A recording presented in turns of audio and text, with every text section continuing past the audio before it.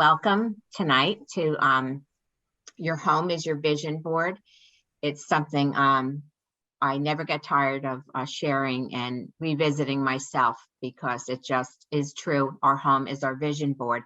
And this is an informal class. This is a conversation and the way that we can actually read our homes without all the technicalities of knowing all the Feng Shui terms and all the parts of Feng Shui that sometimes can be a bit confusing. We are going to look at the home through various gateways to really see what's going on and how we can transform it. Our homes are really about our current life now. It's where we're at now, and it's where we want to go. Where do we want to move forward in the future? So when we set the template, I think we really need to be able to see where we're at and what we actually want to create for the future. So I wrote this in. I'll read what I wrote so I don't miss a part of it. Our lives are a weave of many things. We are not created equal. We have our genetics. We have our family history, our past lives, our spiritual contracts, our birth dates, astrology, and element. That's, when we talk about what we're born with, our heaven luck, we come in with very different components and journeys.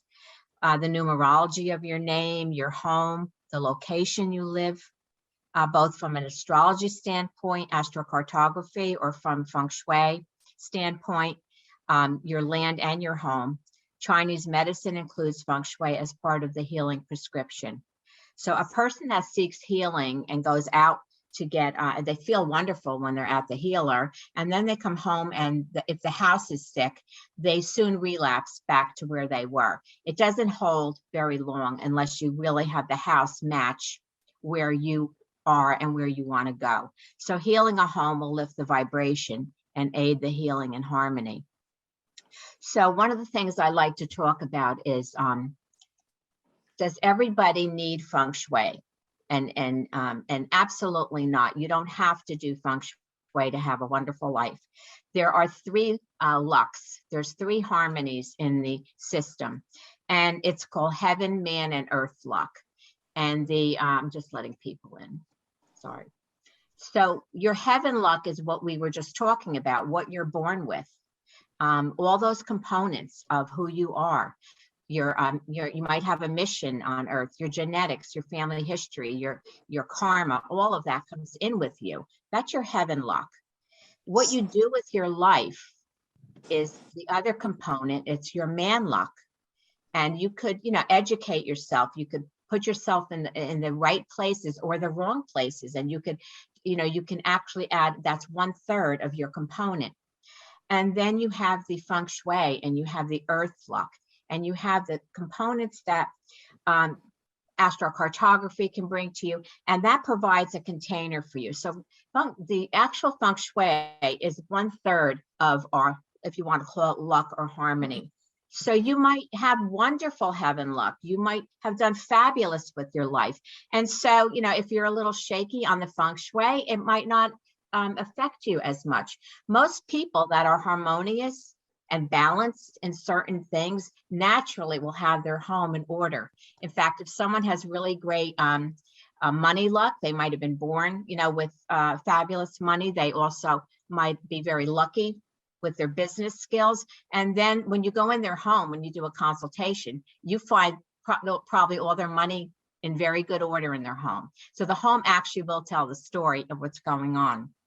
But we don't need Feng Shui.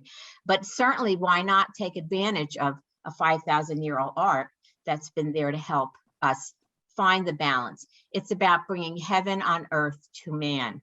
So they join, the heaven and earth join, and they actually enrich the life of man. So that's important to know, because not everyone has to follow Feng Shui rules, and things could be off in their home, and they're doing fine. A big part of this is, how are you doing now? They like to say, are you living at 100%? Well, I don't think we want to be at 100%, because then we have nowhere to go.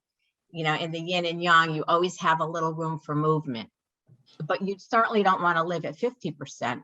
So how, really starting to look this talk tonight is really about us looking deeper into our lives and homes, and then getting our homes to actually jump into where we want to go. How does that work? Well, I always wondered, how does Feng Shui work? You know, we have a thought in our mind and we think things, and we, you know, we might wish for things in our mind, and then we learn how to speak it, and it comes out of the body, and it's it's sound, and it's spoken, and it's out there. And then we write. When we start to write, you know, what we want and our goals, it actually gets very powerful. Journaling has been proven to actually increase the chances of getting where you want to go immensely by journaling. And then people are creating vision boards. Everyone's making these vision boards, and they're, you know, they're really having a great time with them. But your home is actually a living example of where you're at now and where you want to go. So your home can actually become your vision board. And when you actually can explode your wishes and dreams into the home in different areas, you actually then create this living vision board, because your home is you. I mean, you know, you picked the partner, you picked the home, or you didn't. You know, you're living with a relative, or, you know, whatever it is, you picked the colors, or they were picked for you. But whatever the matrix is that you're living in, that's your doing, that's you. So it's an expression of where you're at now. So when we want things to change, we can actually work from the outside in. And it's just very simple and easy to do that. And that's why I like, you know, talking, using the vision board as the example. And so one of the first things I thought we would start with is the most sticky thing, and it's clutter, and how much clutter can really affect us. So I sent everyone a sheet, and you didn't have to fill it out, but I'll talk a little bit about it. And I asked you to list some objects in your home that you love, and some objects that you don't love. But what is clutter, and how can it affect us? You know, clutter is the most personal topic that you can do. I have people that are they get angry with each other. If somebody touches somebody else's favorite hat or throws something out, people get very, very upset. So clutter is very, very personal. Clutter can block, if you're looking at a home as a body, it can cause congestion, it can cause aches and pains. It's just, the arteries can get high cholesterol, everything gets congested, and the life force slows down. So clutter is very, very personal. One of my teachers many years ago said, clutter is unfulfilled dreams. And so it might be the book we haven't written. It might be the clothes we don't fit into anymore. It might be an old boyfriend's picture we have tucked away somewhere in the back of a book that we're holding on to. It could be, you know, a piece of a heartbreak, but all of that is living energy. Everything is alive with energy in these laws of Feng Shui and nature. So that clutter is causing an issue, especially if it's very personal. Where is your clutter? This is important to take a look at. If you have a perfectly neat house and your clutter is in the closets, you really want to have a good, you want to present yourself well, but you have a lot of hidden issues because you're stuffing everything. So, you know, you're hiding everything. If the house is wonderful and your bedroom is cluttered, your bedroom is your most intimate, important area. So when you start to clutter your bedroom, you actually are not honoring yourself. You're putting other people's opinion over who you are. So really thinking about where your clutter is. Clutter has a message for you. So we have to look at, what is the clutter? What kind of clutter do you have? Of course, what area of the house it's in, if we look at the Feng Shui Bagua. But most important, I like to talk about what level is the clutter. You know, in dream therapy, the home is always a state of mind or a beingness. So the basement represents the past. The main floor represents current time. And the second floor or attic represents the future. So if we look at a microcosm and we shrink it down then, and let's look at one room, let's look at one floor. So we're standing in our living room. From the waist down represents the past. From the waist to right above the head area is present time. And from the top of your hands up to the ceiling is future. So if we look at that closely, if you're in your house and you have very heavy things blocking the chi, the way to get through, you can't function, you have issues with the past. It's the past that's holding you back. If you have current issues, current time, and you have a lot of clutter, it's pretty much everyday clutter, and that's understandable. But when clutter starts to get to a point like a pile on your countertop where spiders start coming out of it, and it's got all kinds of stuff in there, you're causing congestion in current time. If you have a lot of clutter up high, say on the top of all your shelves, it can actually be pressure from the future. So we want to see where the clutter is coming from and where it's going. Now, one of the things you can do to actually start thinking of creating a vision board for current time is actually look at what you have on your walls. What is eye level to you? That is actually your reality. So if you have your artwork up, what is your artwork saying for you? Who gave it to you? What does it mean? Is this artwork that you absolutely love? And so this window, it's like a window into the world. This present time can actually become your vision board. But getting back to the clutter, we're going to go more into artwork later. Anything that is blocking a path, congested, heavy, is affecting you. And one of the best things you can do is clear your clutter. Move 9 things if you're stuck. Just be aware when you're reading your home where you're finding that you're gathering things and what the type of things they are and what is not working properly. That's also kind of a clutter. If you have clocks that aren't working, it stops the time and the energy. Anything that's broken, doorbells aren't ringing, anything that is, so make a list of anything that might be broken in your home. Just pay attention. I was at a home yesterday, I think, or the day before, and there was 9 clocks in it with different time on them. And first I saw one, then I saw another, and then I saw 4 or 5, and they just, every room I went in, there were clocks. So she had a theme going on there. So I don't know what your clutter is like in your home, if anyone's really struggling with it, but really pay attention to it. And are these items that you're hanging on to something that you love? I mean, people can have collections, and that doesn't have to be qualified as clutter, but we can get stuck with our collections too. Sometimes we have to take everything down. Sometimes people get a flood or something happens and they're forced to take everything apart. And sometimes it's almost a gift because they have to then put it back together again. So we really want to revisit things. If you're really feeling stuck, you can take all your artwork down and just leave it down on the floor for 1 or 2 days and actually create a white, almost like a whiteboard of your walls and reset everything. Before you put anything back, really take a look at what you love it. Do you love it? What is it saying to you? Is this where you want to go with your life? Very, very important.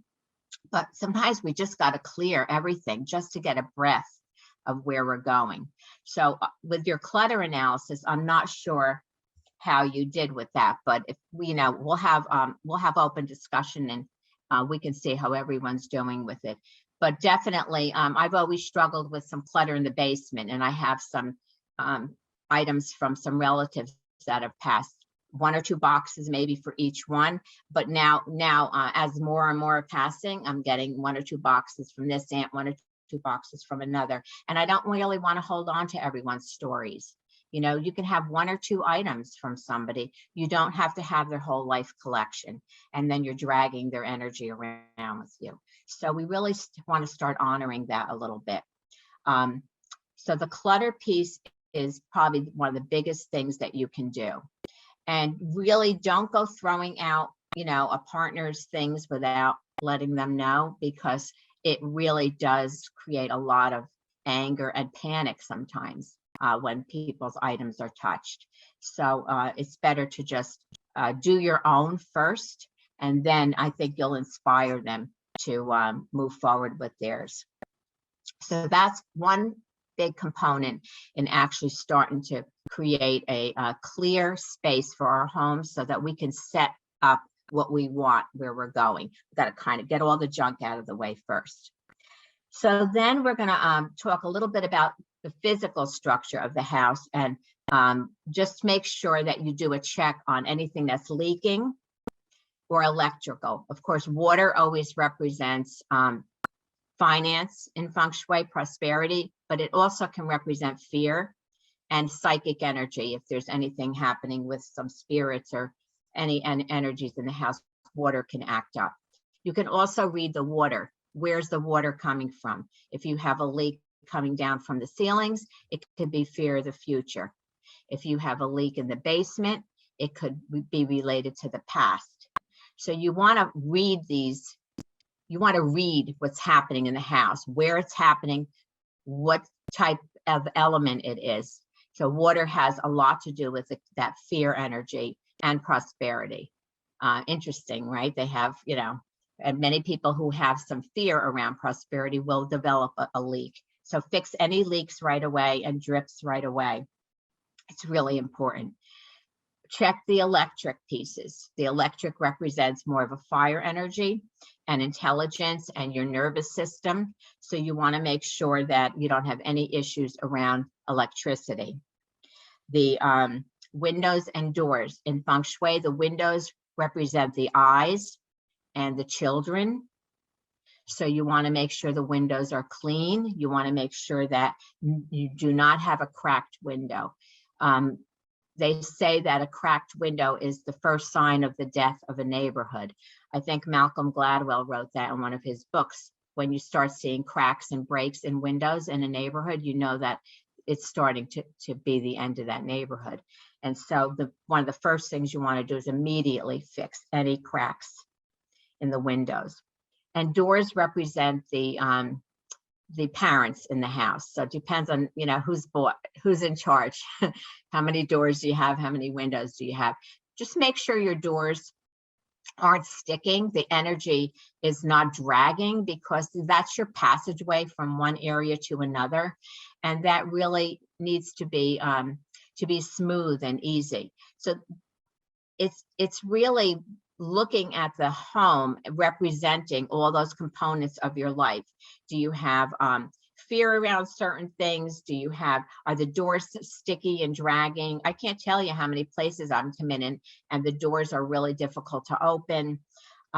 Really important to take a look at those pieces. The physical structure is very, very important in taking a look at the house as a template. So we're really starting to read the house like you would read a patient or a client. You're really taking a look at the house from a different perspective. Very simple. There's 4 pillars in Feng Shui that I like to go over. And if you are really stuck with something or you really want to fine tune something, you can go to one of these pillars. The main one is the front door. And I always work with the formal front door of the house. I know a lot of Feng Shui practitioners, some of them will use the side door as the main door because you're using it a lot. But I like to work with the actual mouth of the house that it was created to have, and the energy that comes through that.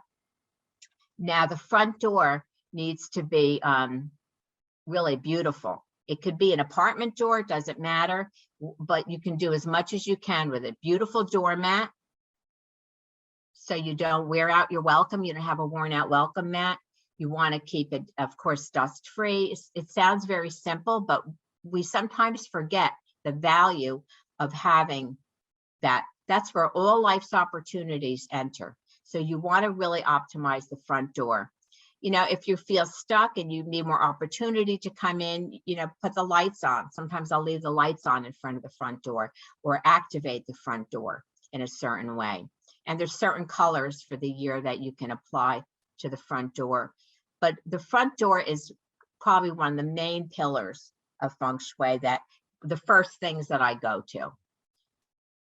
The second thing that I work with is the stove. That's the second pillar. And in Feng Shui, the stove represents wealth, because if you can't feed your family, that is really what it's all about. And, after going through COVID and dealing with resources being short, it was all about, could we feed our family, and how are our resources? And so the stove is really vital in our life force. And it is, in Feng Shui, it has, certain positions, but the main thing is it clean? Is it working? Is it in working order? I learned a lot this year with the Chinese astrology, that they actually have a stove god. And the stove god is with the family all year. And he goes up to the heavens about the end of January, maybe the very beginning of February, and he reports on the family as to whether you did a good job or not. And they actually leave little candies on the stove to make sure that they sweeten up the stove god before he goes back up to the heaven, so that he gives them a good report. So they'll put candies on the stove and everything. And then they welcome the stove god back, and he comes back in for the year. And again, they also keep candies and sweet things. The bottom line is that they respect the stove as a vital living element. It's your living fire element, and it is how you feed your family and yourself and nurture yourself. If you don't like to cook, at least get a tea kettle and boil some water on the stove, because we need to, if we don't use these things, they're unfulfilled potential. So if you have a fountain and you don't use it, you're better off not having anything. If you have candle and you don't light it, they're unfulfilled potential. They're living things that want to be alive, and you're not utilizing them. So the stove is really an important component. And I've even respected a lot more now that I met the stove god this year. So I actually really was polishing my stove up every day. Now I'm really making sure it's really polished up. And the third pillar is the bed. So what is your bedroom like? When I go in consultations, it's amazing, what the house will tell you and how people feel about themselves. What is your bedroom like? Is it cluttered? Do you have some people have an ironing board. They have a desk in there and a computer. They have all their children's pictures in the bedroom. Really, are you using the bedroom to honor yourself and or a partner? The bed needs to be in a good position. In Feng Shui, it's a power spot, so you're not in the line of the door, but you can see the door from the bed. You need to have a very strong headboard. No headboard, no support in life. And I prefer no metal. Some people that are metal elements get along well with a metal bed, but a nice solid headboard is best. Open framed headboards can create open relationships. So the bed is, some of the practitioners will say 99% of the Feng Shui can be done just with the bedroom. So what is your bedroom like right now? Are you happy with it? Are you resting well? What are you looking at when you open your eyes?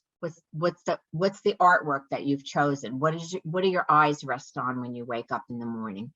Just things like that will set the tone for the whole day for you. It's really important to think about. I love lots of textures for bedding. I think that the human body likes to touch different textures, and we need to pamper ourselves a little bit with some beautiful, rich fabrics. I think that piece is important. And the colors for the bedroom, I tend to always recommend anything the human body comes in skin tones. And and actually is very earthy. I mean, we are here on the earth. And so I like to really get grounded in the bedroom and be in body. And then we can rest and we can recuperate. And we're actually very vulnerable in our bedrooms because that's where we dream and we drift off, and we can close our eyes. Not very many places we actually feel safe enough to close our eyes. So the bedroom is very important, and the bed is very important. The size of the bed, ideally a queen is probably the most highly recommended. The height of the bed, if it's too high, they say the higher the bed, the more difficult the partner. You know, those old colonial beds where you had to get a little ladder to climb up on top. The bed on the floor, absolutely not. You need to have a little bit of energy coming at least under the bed. So a platform bed isn't bad. It's just we need some energy happening under the bed. Also, avoiding drawers, the beds that have those drawers in them. And if you have to have one with the storage and you need to have it, you can maybe store some out of season things there so you're not slamming and disturbing the bed energy. Very, very important to set your bed properly. Another thing is your desk. That's the new fourth pillar. They've only had 3 pillars, and since the modern generation, especially now, the desk is very important. So if you're working from home, especially, what does your desk look like? Does it honor you? Are you using a child's chair, or are you up against, where do you have your desk and what's on your desk? So setting your desk up is important. Home offices are very important, but that's considered the 4th pillar. If you go to the door, the stove, the bed, and the desk, if you want to shift something, those are key areas that you can just go right to and check them out and see what's going on there. If you see some challenges, those are really key things that you can fix right away. And then, what is the chi flow of the house? The chi is life force. So when you open your front door, if you were chi, if you were life force, if you were this energy like a little 2-year-old child that is attracted to shiny and bright things, where would you go? Does the chi flow through the house? Does it go right through the house and out a back window in a straight line? Or does it move around the house? Do you have it blocked? Is there a room that you really can't get into? Because that really is an expression of your chi and life force flowing through your life. Are there rooms you completely don't use? They just are sitting there shut, door shut and unused. Those are unused areas that you could have expand into with your life. So the chi flow is really important. I've had clients that have nailed their front door shut because they didn't want the cold air to come in and their business was failing, but they didn't see the connection.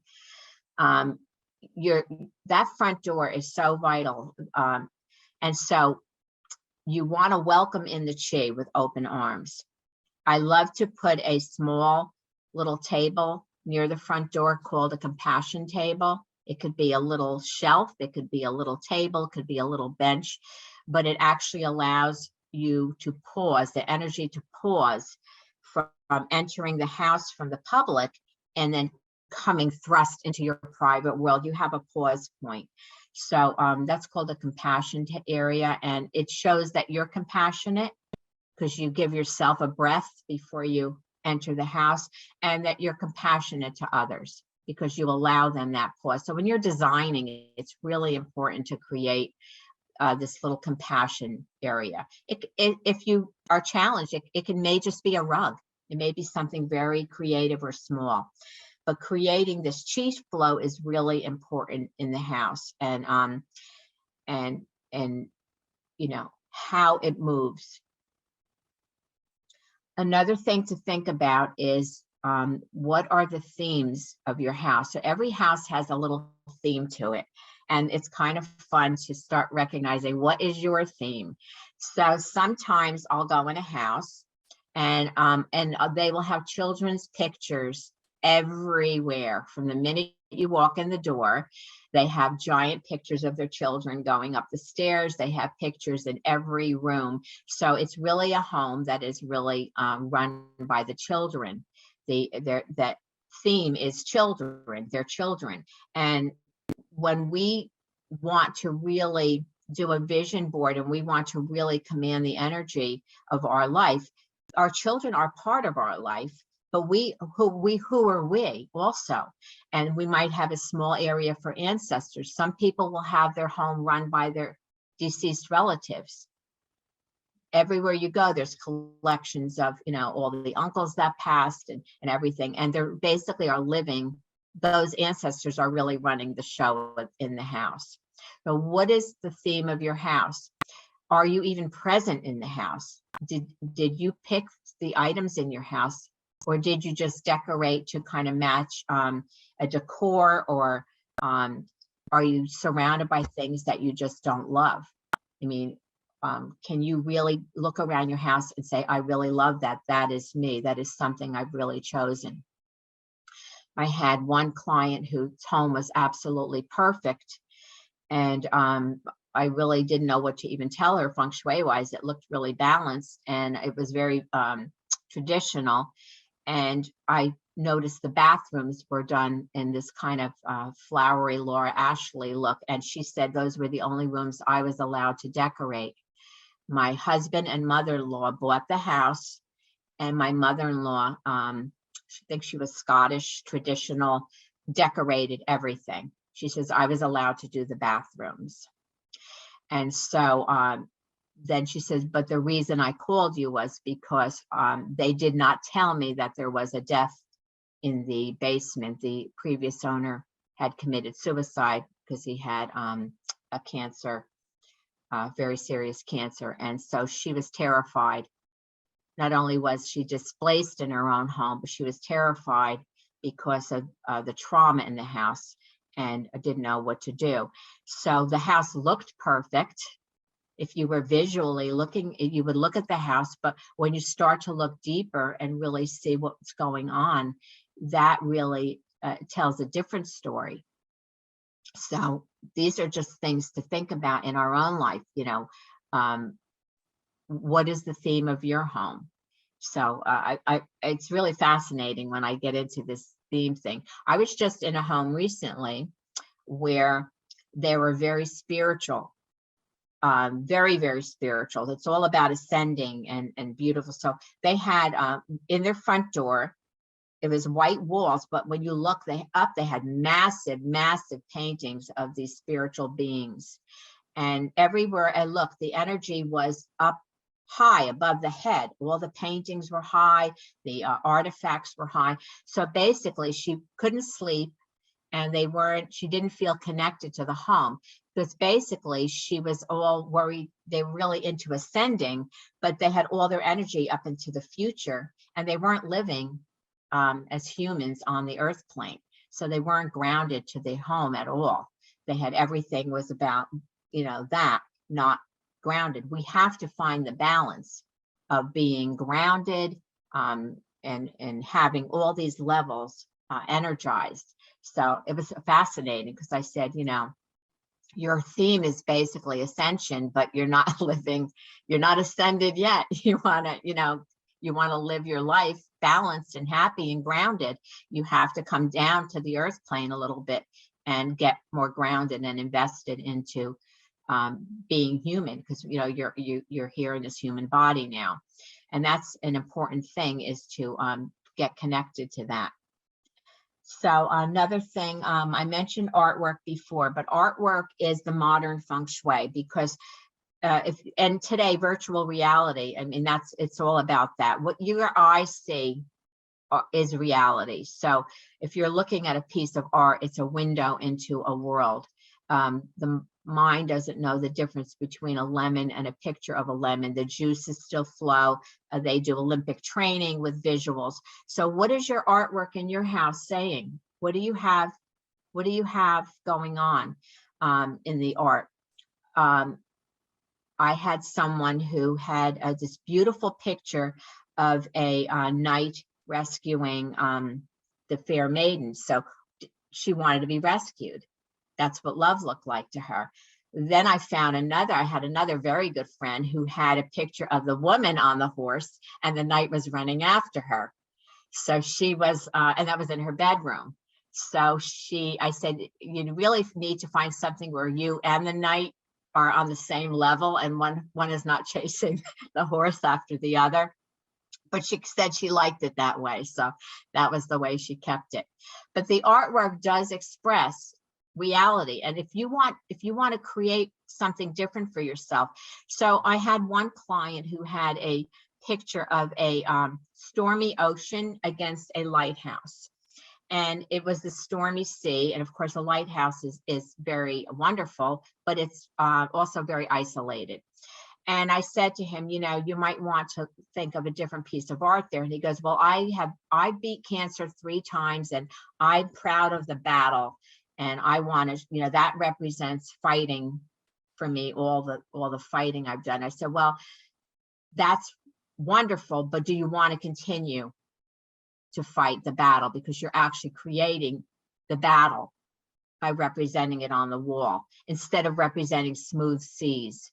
What are you representing in your home? You know, what do you want? People that have these challenge, these artwork for offices that say challenge or something like that, the words become things and the mind does not read adjectives. So, you know, if you have something that says love is not pain, the mind is going to see love and pain. It's not going to see the whole sentence. You're going to keep reverberating. Very important to look at what signage you put in your home or your clients' homes. So artwork is really, really important as to what you want to bring in. I love bringing in sacred geometry, such as sunflowers, anything that really can resonate, speak to the heart. We speak the language of nature. So nature is really wonderful to bring in. Something that might honor who you are. And gather your collections. It's wonderful to have an area for your ancestors and an area maybe for the children, but don't forget yourself. Where are you in this space? And so, I mean, I love artwork, but I had a tendency to buy all these hidden pictures. I have all Judy Larson and Bev Doolittle, and I'm always seeking and trying to learn more about the secrets of life. But I thought I need to get some clarity here. I'm creating too much of this and I need just tell me the story. And so I got some, you know, nice, beautiful horse pictures without all the hidden messages in them. So, I mean, I really have to check myself as well as to what am I attracted to? Color is really important. I don't think there's too much to say about color, but just what colors do you find that you're attracted to? What makes you feel good? And what do you need? Do you feel that you need more grounding? Do you feel that you need more joy? Sometimes where we're at is not, and we think we're intuitive, is not always where we want to go. So I had a family member who lost their husband, who was the love of her life. And so she intuitively decided she would paint her whole living room and halls and everything navy blue because she was grieving and she went deep into this dark water energy. And yes, it worked. She got to grieve, but it would kept her there. You would be stuck in that forever because it's creating your reality. So you want to have the ability to be absorbed in the present, but where do you want to go? Do you want to really get stuck there for that long? So painting walls is really important to take a look at what you're really doing with the colors. Are you over, you know, are you doing too much red and firing yourself up too much? Just take a look and be aware. What we're talking about tonight is really awareness of what's happening in your space. And if you could find some little keys, little things that you might get an aha with, you can make a shift with it. I have to laugh because I just redid all the energy for the year in the Feng Shui world and the time. And in my prosperity area, I needed a piece of art. And my husband had a beautiful picture of a woodpecker on a tree, and the colors were perfect. I hung it up and I thought, whoa, woodpeckers destroy wood, and prosperity is a wood area. So it would be basically pecking a hole in all of our finances. So I had him up one day and I said, I have to move him because I said, I know this is not good, but I had to laugh because it was subtle, because it wasn't a typical piece of art. I had to really think about what is the purpose of this bird. And it really is to destroy and eat the wood. So I moved him right out of that area. So you really have to pay attention and see what's happening in your life with everything. And then we're going to look area by area to see how we're doing, but also space clearing. Yeah, I mean, I do space clearing professionally, and I train space clearers, but you always want to deal with the invisible energy too in your home. And how does the house feel to you? Trust your gut feeling. If the house feels heavy, if the house feels like something's going on, it probably is, and it will hold you back. You know, it's normal to, if you move into a place that's had previous buyers, previous owners, it's going to have energy to it. The more, the older it is, and the land, they all have stories to tell. So there's some easy ways to you know, do some space clearing in the house. We do some simple things with, you can do clapping, you can do, you know, there's a variety of things you can do, but don't forget to address the invisible energy of the house. Now I want to go through, I gave you a sheet, and I'm really not so stressed about the Bagua and the whole Feng Shui where everything is, as much as I really want you to tell me what's happening. And I want you to think about each of these areas, and you might want to jot down how you're feeling with it. So let's start with the area of career and inner journey. And how is that for you? So your inner journey and your career area is considered a water area. It's basically almost a birth. It's where you come into the world, because it's your inner journey, and it's really a lot about, are you actually doing the things that you were born with? Your gifts you came in with, are you actually utilizing them? That is your inner journey. And how is your life going right now? If you had to color that inner journey piece in, you know, have you moved recently? When you made the move, has the inner journey gotten more sluggish, or has it really expanded and feeling really well? You know, what is your inner journey like? It's really important. And that, in Feng Shui, we represent that as with a beautiful river or stream. We show this journey piece. And this is, you know, moving into life. We're coming into the life, we're coming into the front door, but that's actually us coming into our life, and we're bringing our breath into this world. And how are you doing? You know, if you have a career, do you love it? Is this something that really is making you feel satisfied? Is it really expressing your talents? Do you really feel that you are utilizing these gifts that you came in with? And that's really important to feel good about that. And that, you know, that inner journey piece is really, so just make a note for yourself. And if you're thinking about that, think about where you might want to go with that for a vision board. What would you like your career to be like? What would you like what do you want your inner journey to be like? Do you need it to be smoother? Do you need it to be more active? Do you need it to slow down? You know, think about the energy of that component piece.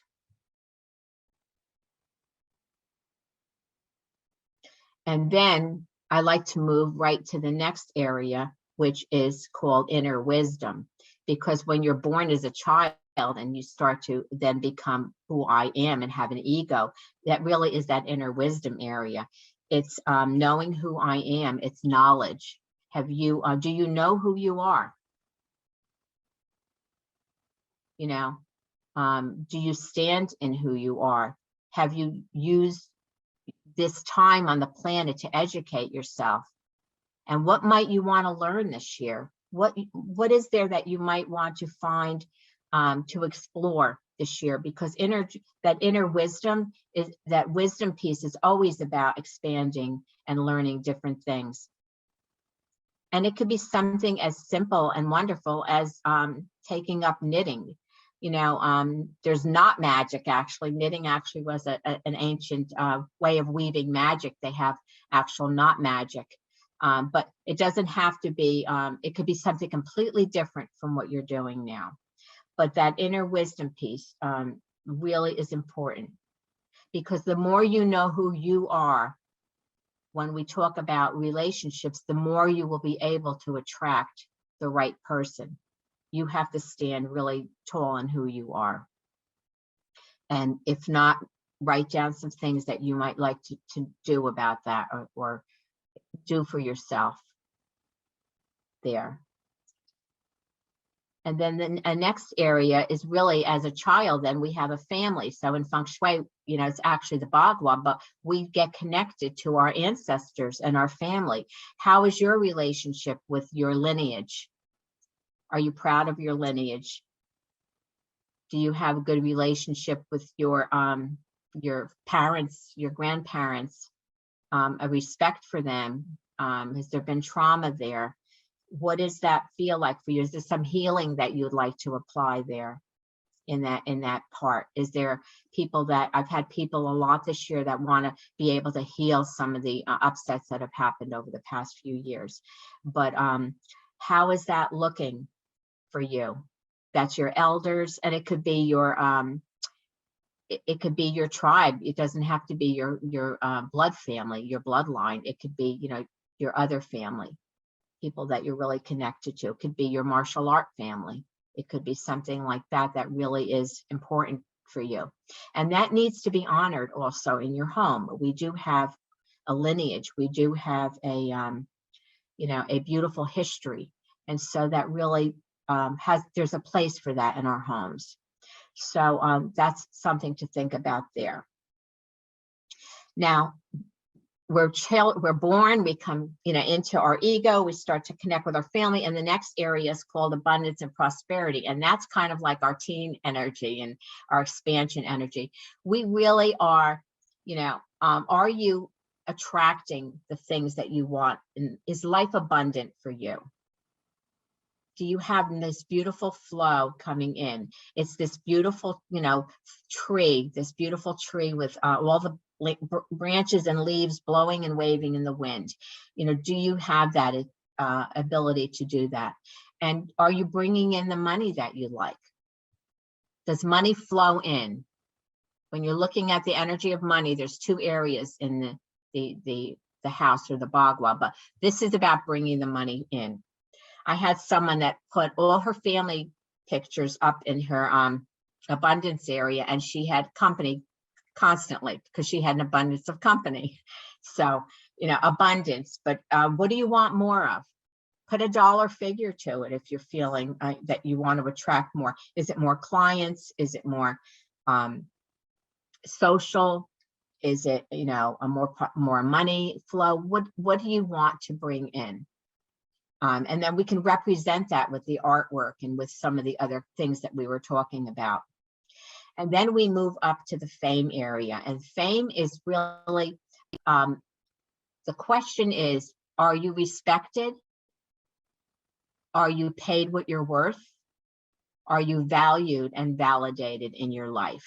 That's the sun. Are you seen? Do people see you and respect you?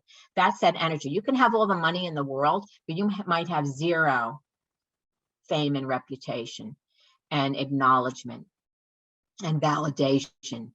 And that area is directly across from the career and inner journey. So I like to say, are you born doing what you're born to do and then being recognized for it? So they kind of talk to each other.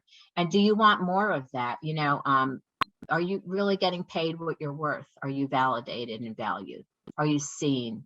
So many people say, I'm not seen, I'm not heard, they don't see me. That's fire energy. And so we want to really activate that. The next area, after we hit the height of our life and maybe have our career, is relationships. And that area is about connecting with another. And so that area is directly across from the inner wisdom. So like I said before, if you know who you are, and you really are, really have honored who you are, you will attract the right partner. If you still have issues you haven't really worked through, you're going to attract someone who mirrors that. So relationships and love is about the two. It's about the yin and the yang.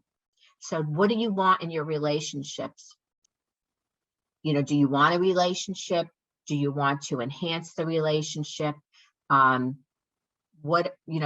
really be really clear, because in that relationship representation, you can bring in pieces of art that really is, what does love look like to you?